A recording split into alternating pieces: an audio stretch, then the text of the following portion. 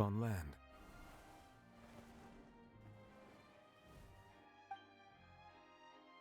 The Oceanids were enamored with the beauty and romanticism of human beings, and wishing to have those experiences for themselves, expressed to the Hydro Archon their desire to become of a similar kind.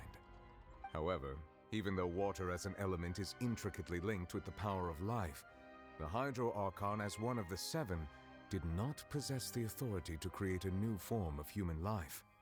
Not one to give in, she eventually found a way to create permanent humanoid bodies for her familiars by appropriating the power of this planet's primordial sea. She poured primordial seawater into the Oceanids' blood vessels, creating humanoid mimics in the process. But if Fontanians were to ever come into direct contact with water from the primordial sea, the power within their bodies would escape these artificial restraints and return to the sea. As a result, their forms would collapse, and they would be reverted to their original forms as Oceanids. Of course, the Hydro Archon never received permission from the heavenly principles to create a new human race.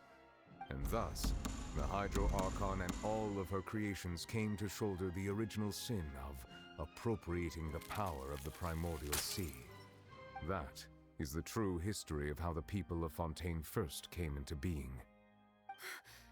So we were all Oceanids before we turned into human beings? That's way too much information for me. I think I'm just going to pretend that I never heard a single thing. Wait, but if that's the truth, we can't let the Hydro Archon be sentenced to death. After all, her only sin was creating us. This really might be too much information for your regular Fontanian, but it does answer a lot of our questions. Alas, your hypothesis regarding the third and fourth stone slates was inaccurate. The slates' respective positions are, in fact, correct. A key point of the visual on the third slate is how all the individuals depicted in the water are humans rather than Oceanids. They have not been dissolved, which implies that the water depicted in this slate is not water from the primordial sea. The nation of Fontaine is the nation of Hydro, as well as the nation of trials and justice. Instead of being the literal element, the water in the scene symbolizes judgment and justice. You may also recall Navia's experience. When she fell into the sea, her consciousness was surrounded by that of many others who intended to hold a trial to determine her fate. Therefore, the meaning of the third slate is that the people of Fontaine shall try the Hydro Archon at the court of justice. Yes, it refers to our present situation. I think I'm following now.